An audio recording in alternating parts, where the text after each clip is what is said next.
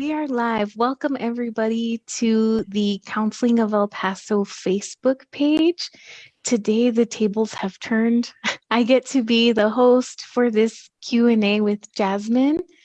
And so we'll give people a couple of minutes maybe, or do you want to go ahead and start now? What do you think? Yeah, we can go ahead and get started. That's okay. That would work for me. Mm-hmm. Sounds good. So I'm Crystal Martinez Acosta. I'm a mental health counselor at Counseling of El Paso part-time. And today we're going to be talking about attachment and relationships with Jazmine Silva, LPC and RPT. She is a registered play therapist. So Jazmine, a little bit more about her. She has both a counseling and a teaching heart.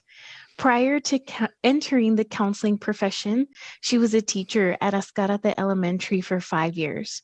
Her profession in education and postgraduate work inspired her at a personal level to pursue the field of counseling. Jazmine graduated with a Master of Science in Mental Health Counseling from UTEP's Mental Health Counseling Program, which was CACREP accredited in May 2018. And currently, she works at Counseling of El Paso, where she serves adults, children, and their families. Jazmine is a TheraPlay foundational TheraPlay practitioner and provides interventions based on TheraPlay principles when working with children and their families. She's passionate about learning, growing, and building better relationships. She's also trained in EMDR. I don't think that's in here. But anyway, I just thought I'd throw that in there. Yeah. She also does work with couples. And so today it's very fitting because we're going to be asking her some questions about attachment and relationships. And so since we're on this Facebook Live, if you all have any questions or comments, please leave them down below. And we're going to go ahead and get started. Are you ready, Jazmine? Yes, I'm ready. I'll try my very, very, very best. Awesome. Very good. So let us start with the first question. When we talk about relationships, what is attachment? Attachment. Thank you so much. First of all, for the bio and hosting this, kind of having the other role switched.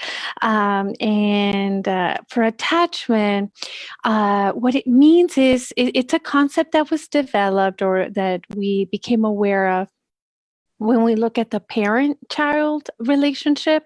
It's basically how our needs met, both physically and also emotionally, and in some cases also environmentally, how those needs are being met.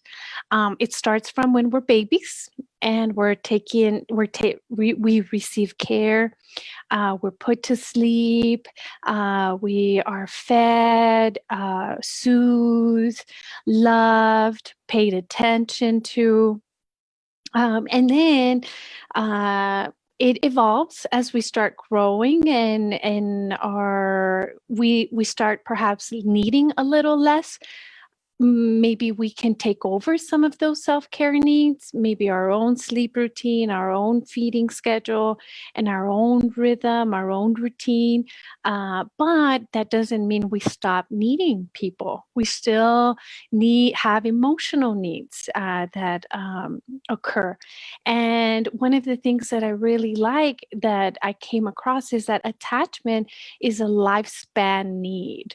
It changes, it transforms how we may need people in our lives, but it's something that we need even as we're children, babies, toddlers, children, adolescents, to adults, and even later in adulthood. We are wired to connect in that way. So Yes. it's like an interaction, but it's basically how our needs are being met. And it can vary naturally. Uh-huh. Yeah, so like both physical and emotional needs, Mhm. psychological needs is what it sounds like, and it goes through the whole lifespan. That's right. Exactly. Mhm. Okay.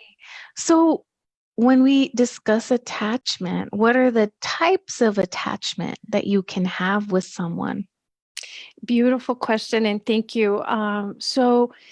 There's different terms that are used depending on the researcher, but the most common ones are, and this might sound familiar, it's safe and secure attachment. That's the typically like the one that everybody's familiar with. Then there's ambivalent, anxious attachment. Both of them may be used interchangeably. And then there's the avoidant attachment, and then disorganized attachment style. So each one vary. The safe and secure typically means that we feel comfortable, feel safe and secure with our attachment figure. It may be our parent, which is our primary attachment figure. They're responsible for taking care of our needs as children, or our partner, which is our secondary attachment figure. The way they meet our needs is very different. It's still similar, but we still want to feel safe in the relationship. That's typically safe and secure. When we're looking at children, they feel comfortable exploring, and then they also feel comfortable feeling their feelings as well. They feel comfortable soothing themselves, and then also seeking support when they need to be soothed, maybe by someone else. They feel comfortable asking for guidance when they need it as well. Now, for ambivalent or anxious, that is a different form of the way of how we feel. So basically what happens is we are afraid of being rejected. We're more afraid of being abandoned. So we are more likely to have increased anxiety, and we might need individuals reassurance more often, feeling that we need to be referencing individuals, checking for their approval. Typically that might be a sign like we need that. And then for avoidant, typically means that we tried maybe a lot as children to get our needs met, but maybe it got to the point where we were dismissed, or maybe independence and autonomy was very encouraged or reinforced. You got to do it on your own. You got to do it on your own, be alone. And what happens is the message is, I can't seek help, or I can't count on people. So they typically learn that they have to first rely on themselves individually, like auto-regulate, manage their own feelings on their own before they even feel comfortable opening up with someone else. So typically we withdraw. In a relationship, we might withdraw more versus seeking. And then the disorganized attachment style, that is a combination of both. But this one typically comes from a place of experiencing harshness, trauma, or just even form of abuse in the relationship. So this is where we feel disorganized inside. We feel all mixed up about our caregiver. They're both the source of security, or they're the individual that we love or need, even if they're not meeting those needs, especially as a child. But they're also a source of terror.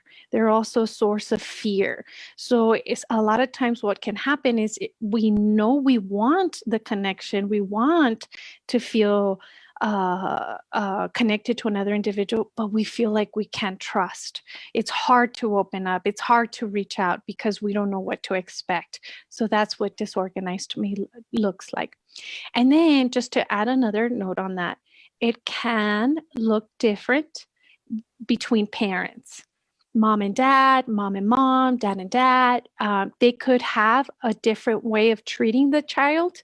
So they might have a little bit of secure attachment with one parent, but the other parent might treat them in a more avoidant. So they might have a combination of they have a dominant style. We all have one, but it may vary with parent. Maybe one parent is one way, but the other parent is another way. Mhm. Oh, I see. Okay, that's a good point. To bring up the different attachment styles. On that note, I just wanted to ask a clarifying question. So, Sure. when you kind of have an attachment with a caregiver, and it's maybe under a certain category, can it change when the child grows up to be an adult? It depends on the interactions. So, for example, let's say with a caregiver, they in the beginning maybe it was very safe, very secure. But then, let's say around age 5 or 6, a life event happened, and maybe the caregiver was no longer able to be present. Maybe they had something happen to them, and then they weren't present, or they weren't able to cultivate that, continue that. It doesn't mean so much that it might change, but the how safe and secure might change for the child as they get older. It might change, like them feeling comfortable opening up about their feelings, seeking support, asking for help, reaching out. That might change. It just depends. But their Okay. predominant style will be the foundation. Mhm. I see what you're saying. That's a great answer. Thanks for clarifying that for me. I'm learning a lot from you right now.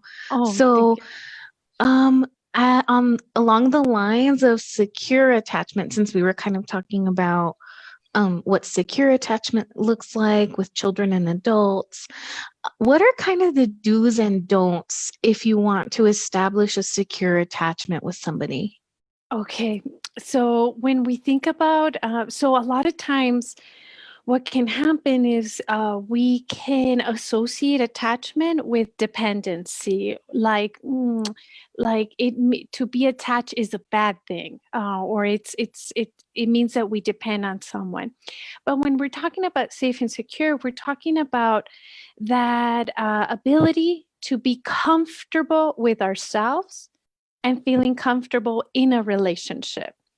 Now, it does matter to how the individual treats us. That does matter. So, we might have a safe and secure attachment, but we feel comfortable being in a relationship, but the individual treats us in a certain way. We're going to be able to feel a little different in there. The do's would be to I'll share with you one of the things that they've learned, even on that question you asked earlier, can it change? Is and this is now I'm referencing Gottman's work. They've done research and they've discovered that one of the things that gets in the way sometimes is we get busy, very busy. And one of the things that he has found is that a lot of times children or even adults, we want to connect. He calls it bids. So we might say, hey, how are you doing today? Or like, hey, do you want to go out for lunch? Or, hey, mom, I have a question about this. What should I do about it? Those are bids for connection. And a lot of times, what happens, what he's discovered that can get in the way of establishing, building, or maintaining that safe and secure attachment is that we actually are a little bit mindless, or we don't notice it, or we don't accept it, we don't turn towards it. So we start feeling disconnected. We start feeling like we don't matter, or we're not a priority, or we're not that important. So those are some of the things that get in the way. So the recommendation would be whenever a child or an adult who we feel comfortable with, because we do have a say in that. I want to, not because we shouldn't have to feel, oh, I should have a safe and secure attachment and I should be open to everyone. No, you have a right to say, you know what, does this feel right when I'm with this individual? Do I feel safe? Do I feel accepted? Do I feel like I can be myself in this relationship? Then if those are yes, yes, yes, then we want to turn towards those connections, because that's what's going to help build more of that safety, that security. Mhm. I want to know a little bit more if you can explain about bids for attention and not bids for attention, bids for connection, Connection. sorry. And Yeah. you know what that might look like in maybe an adult relationship? Yeah. Okay. So, and this is really important. It's interesting because even me reflecting as a person, when I was learning about this concept, I learned like, oh yeah, that's true. I do that habit of just being mindless. So it might be like hey, it might be, how was your day today? How was your day today? How's it going? That's like trying to connect.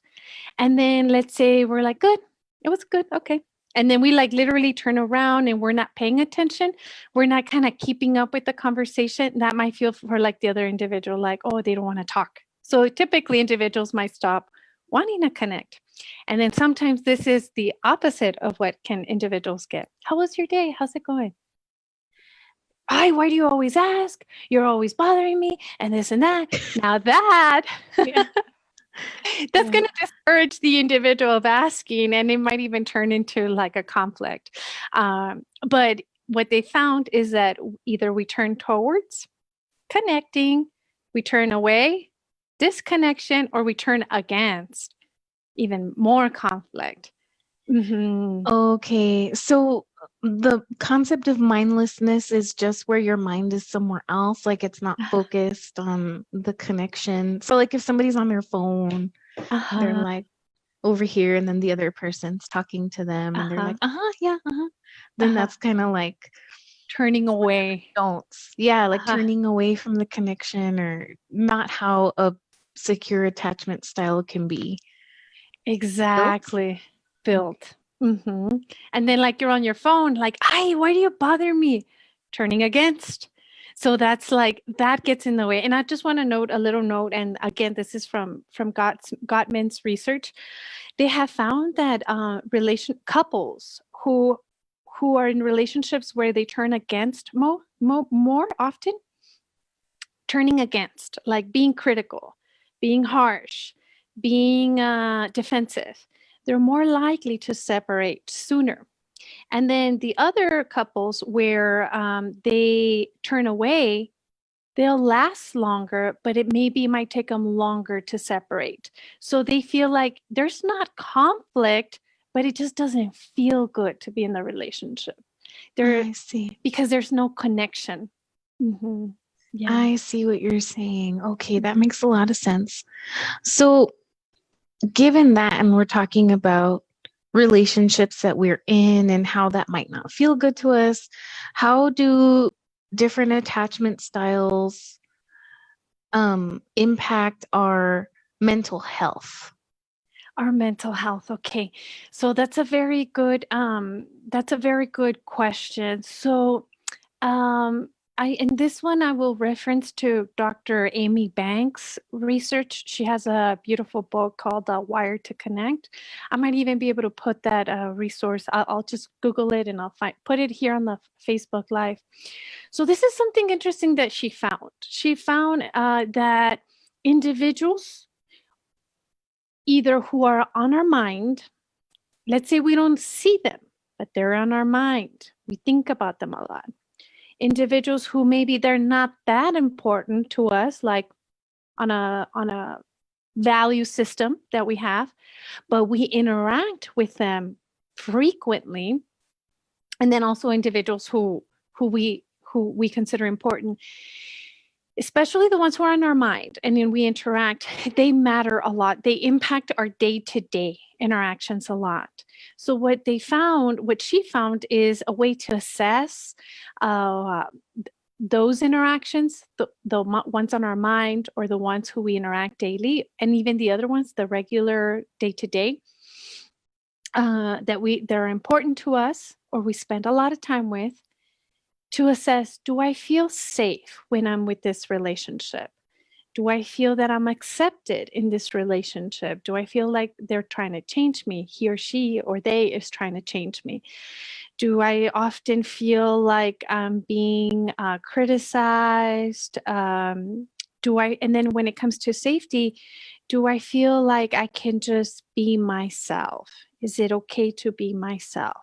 And then the other one is there a tension, kind of like, is there engagement? Or do we feel alone in the relationship? Because that can happen. We can be in a relationship, but we feel lonely. And then the other part of it is there joy? Is there energy? Does it feel good to be in the relationship? Not just safe and not just accepted. So based on that, what she found is individuals who have one individual or two or more, they might actually have more symptoms, possibly of anxiety.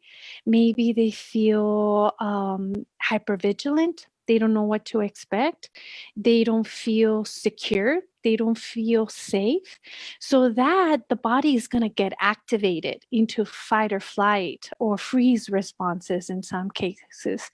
So we might feel like mental fog. We feel like we can't concentrate.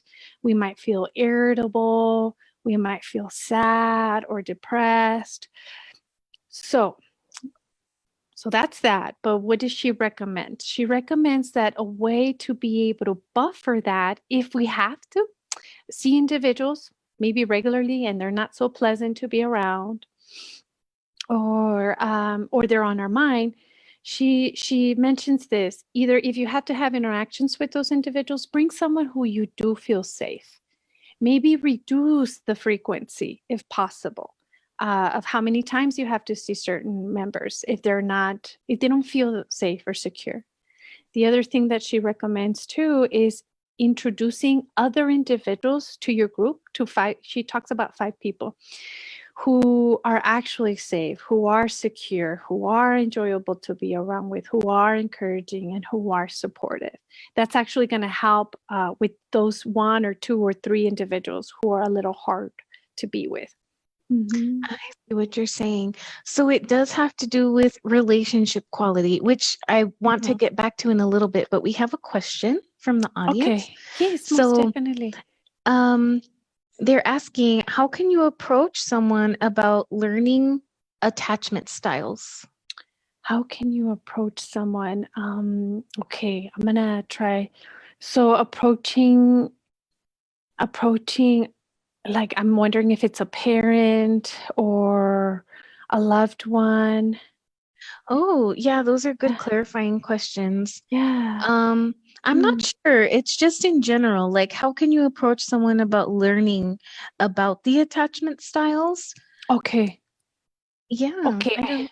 So kind of like inviting them, hey, like kind of like, let's reflect on this and let's see what our attachment styles might be. Okay, got it. For a potential partner. That's what they just wrote. Mm-hmm. Thank you. Okay, so what it could be, there are quizzes, by the way.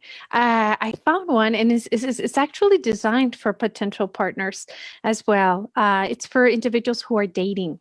And they kind of want to figure out their attachment style, and they want to figure out how to like open up about this with somebody else. So I'll look for it and I'll post it. But there are quizzes.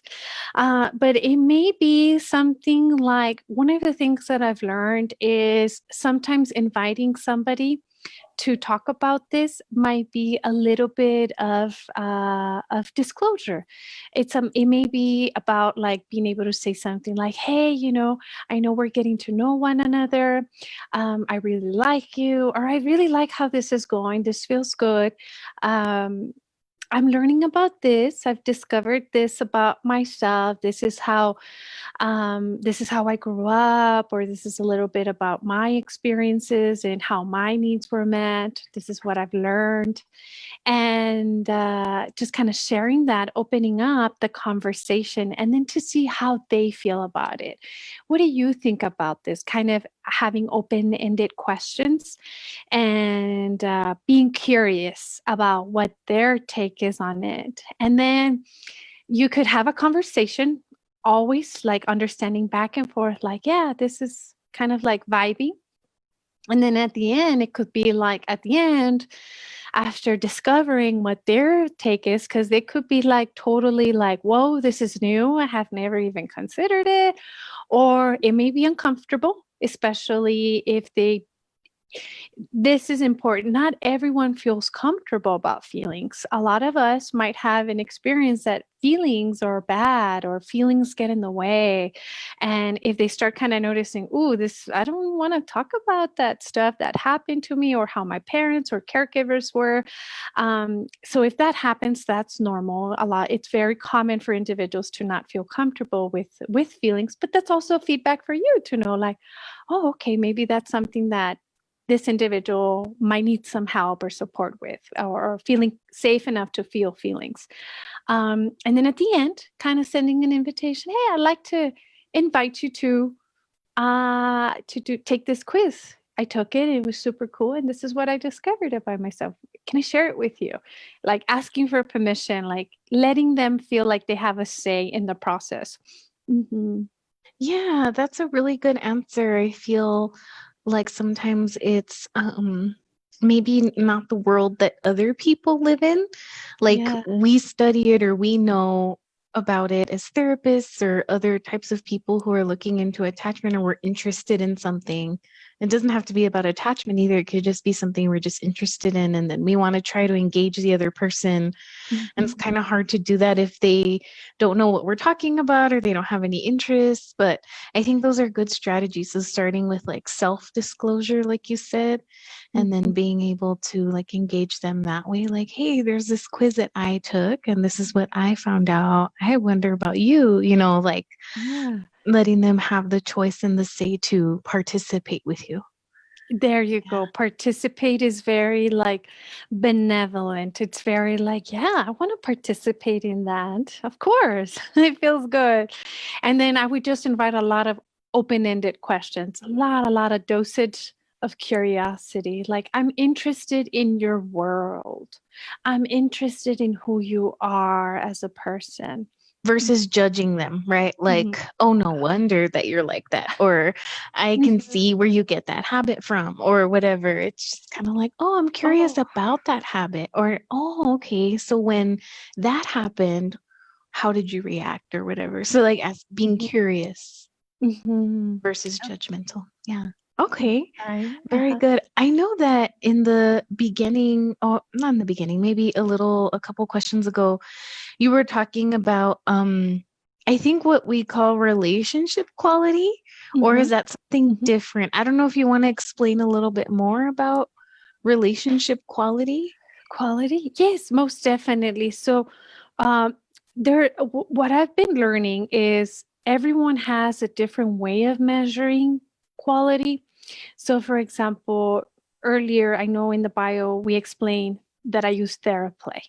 So, TheraPlay looks at 4 domains. They look at engagement, how present, how attuned we are with one another. They look at nurturance, warmth, love. They look at structure, rhythm, routine, and then they look at challenge. So a challenge means like feeling competent, feeling smart, feeling like we're exploring and doing things. So that's how they measure those domains.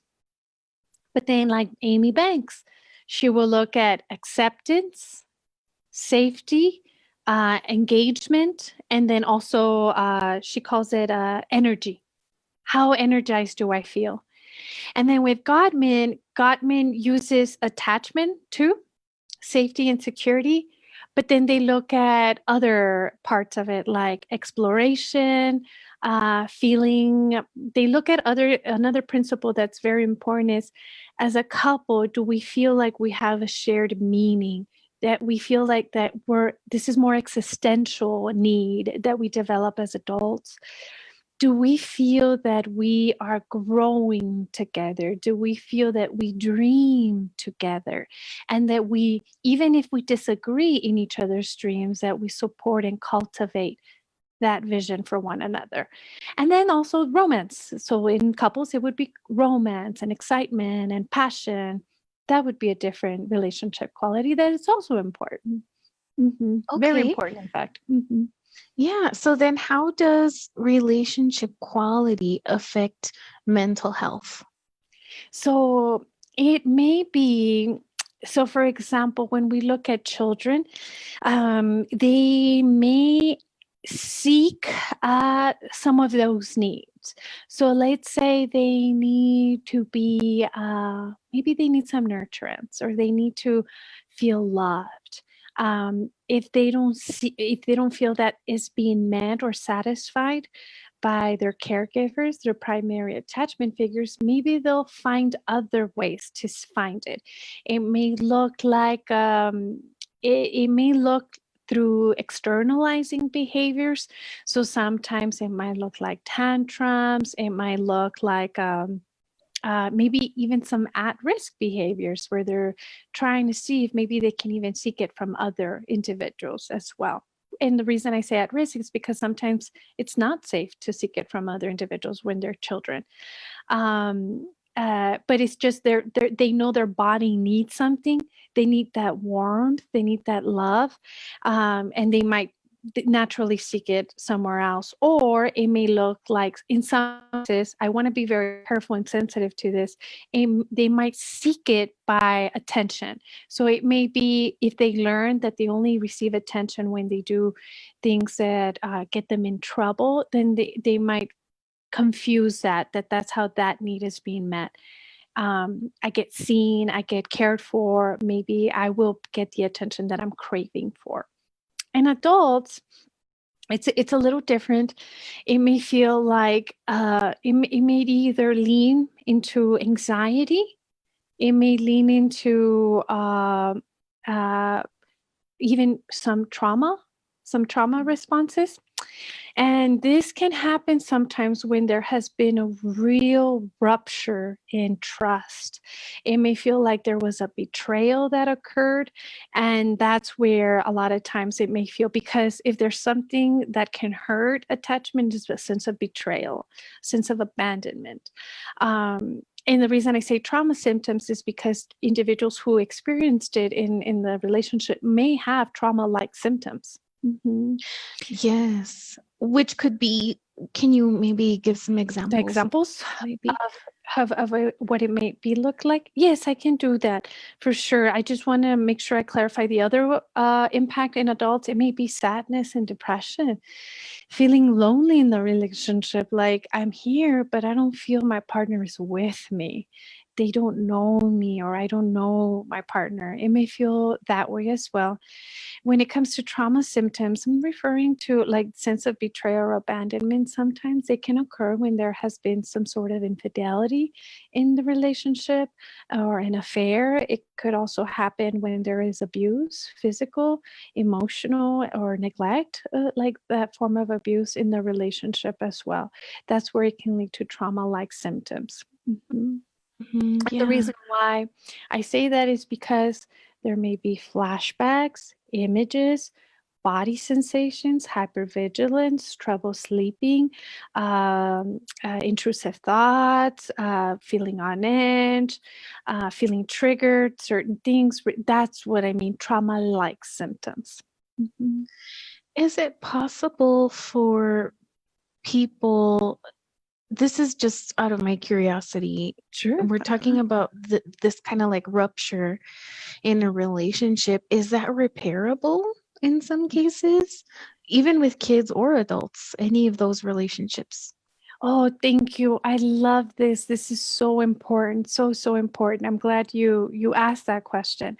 In fact, what they have found is that any relationship, parent-child, teen parent, sorry, adult peer-to-peer, any relationship, there might be some hiccups. There might be some big hiccups, some obstacles that come in the way. But what really determines the quality or the outcome is the repair piece.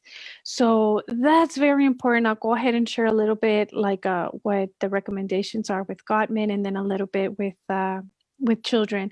So when it comes to children, it is possible, but it may mean that the parent might need some support maybe parenting, if especially if we're talking about any abuse, they might need some additional support to be able to prevent that. And I know that you have a training, parent-child interaction therapy, that in fact it was influenced and designed to prevent physical abuse, kind of helping parents, coaching them, letting them know if a child is having tantrums, there's a different way to address maybe those needs that they're being expressed. There's alternatives. And then also the repair piece, maybe like apologizing and explaining, talking about it, saying, I'm sorry, I that wasn't supposed to happen, or I didn't like, you're not for talking that way. Next time, I'll take a break. I'll make sure that I treat you with respect, or that when I say it, I don't hurt your feelings. And then for adult couples, it is possible, but one of the things that is important is like the intent behind it. Both individuals have to feel or be committed to want to change it. So let's say there has been domestic violence in the past, or there has been something that has happened. From both ends, it's very important that whoever caused it, we're human. No, I understand nobody is perfect. So it's okay for that individual to say, I am committed. I am really remorseful for what happened. I realized that maybe this made me realize that I need to do some personal work, and in showing that commitment to repair it. And the repair piece may be a while sometimes in couples. But it is definitely possible. Absolutely. It just takes commitment, it takes intention, and it takes effort. And it takes also like the attention, like this being a priority in the relationship, rebuilding trust, rebuilding connection, rebuilding commitment for one another. Mm-hmm. Yeah, that was such a great answer. I feel like as long as both parties that are involved, or all the parties involved, have that kind of not equal, but like willingness to put effort, willingness to do all of that work that it would take to repair the rupture. Yeah. And then whoever received it in adults has a say to decide, is this something worth continuing or not? They also have that say. That's very important. Mm-hmm. Yes, absolutely. So, do you have anything else to add about relationship quality? Relationship quality, there's so much that comes to my mind. But I guess the thing that I would add that maybe can get in the way is, I guess I'll share like the four horsemen. That one's from Gottman again, and it can show up in parents too. When we talk to children. So what they have found is the way we talk to one another can really impact the interaction, how it goes. So there's a difference between what we say and then how we say it. And then there's both. True. Yeah. Yes. We could say something that could also sound really like I didn't say anything, but what was said could be quite harsh or rude, right? So what they have found is like the four horsemen are criticism, just being critical, like looking at the negative things that individuals do. The other one's defensiveness. Defensiveness, what happens is we don't want to take responsibility. It's you. It's all you. We throw it back to someone else.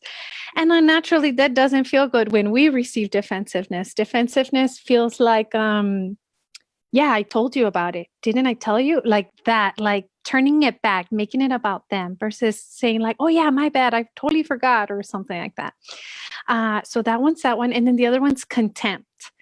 Contempt is what they have found is when we basically just have a negative feeling about the person. It's like they can't do or say anything right. We just have a bad feeling about them. And sometimes people may refer to it as passive aggressiveness. Or like it just feels like, I don't know why, but I just feel this vibe, like no matter, even the way they look at me, the way they talk to me, there's no joy, there's no appreciation or gratitude or anything for the other person. And then the other one's stonewalling, shutting down. shutting down, not engaging. I'm done. I'm not going to talk to you. No, I'm not. And sometimes we might see this a lot in teens, actually. Just no, like not wanting to talk or anything like that. There's antidotes, absolutely, for each and every one to help prevent them or even like de-escalate them, each and every one of them. But yeah, I guess that's the only thing that I would add that can get in the way. Uh-huh. Yeah. So those are the things that can kind of break down relationship quality. Mm-hmm. And I'm hoping that maybe we can put some resources down in the comments about like Gottman and maybe some of those quizzes. And then there was a book you mentioned earlier. Amy Banks. Mm-hmm. Mm-hmm. People can start to get a handle on what attachment is, working on their relationships. And what's interesting about what you were saying is that it's children, relationships with our children, parent-child relationships, caregiver-child relationships, and then relationships with partners. But relationships can be found everywhere, right? They can be at work, and they can be with other people, your neighbors, anybody. And so I'd imagine that some of the principles can be generalized or applied in those situations too. With Yes. friends.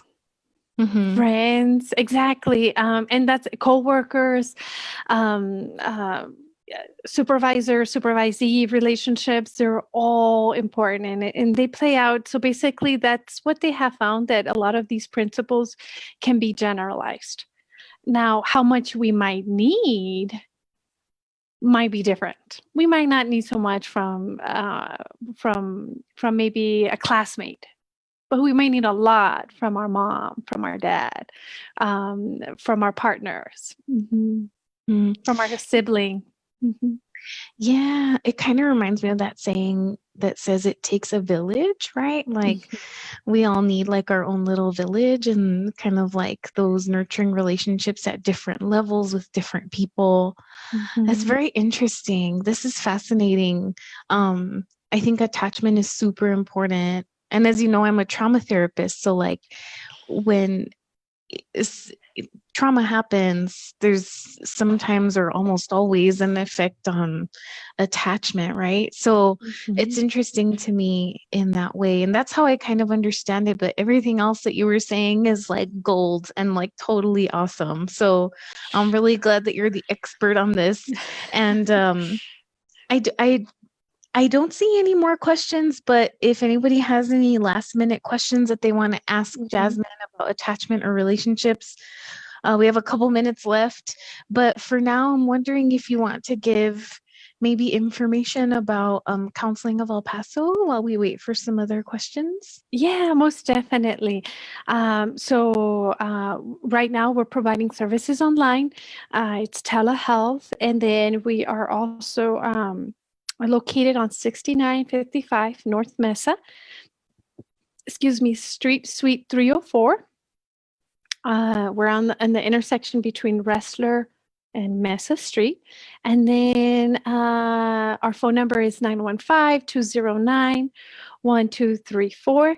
If you want to sign up for our monthly newsletter, we have one also. You just need to go to our website, www.counselingofelpaso.com, and you just need to confirm your email and you'll be in. It's completely voluntary. You may unsubscribe at any point. And I think the only thing I want to add is certain needs don't change when we're little, to adults, to even late adulthood.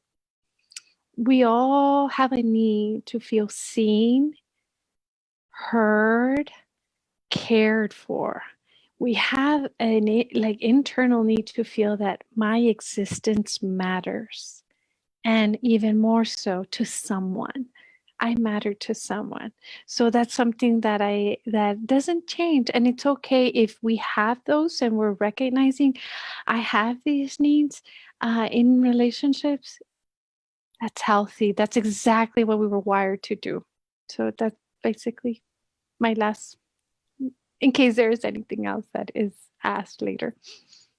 Yes, those are some great final words to leave us with. Thank you so much, Jazmine, for offering all of this knowledge and expertise on attachment and relationships. And I believe we are done for Yeah, today. we are. Uh-huh. There weren't any more questions. So thanks Yeah. everybody for watching and for listening. And Yes. if you want to contact us, you can find us at counselingofalpaso.com, where Jazmine also writes blogs about relationships. So you can read her written work there, which is wonderful as well. Thank And you. we will see you all later. Thank you, Crystal. Thank you so much. And thank you everyone for listening. I hope this is helpful to everyone. Thank you. Thank you. Bye bye, everybody. Bye. Bye.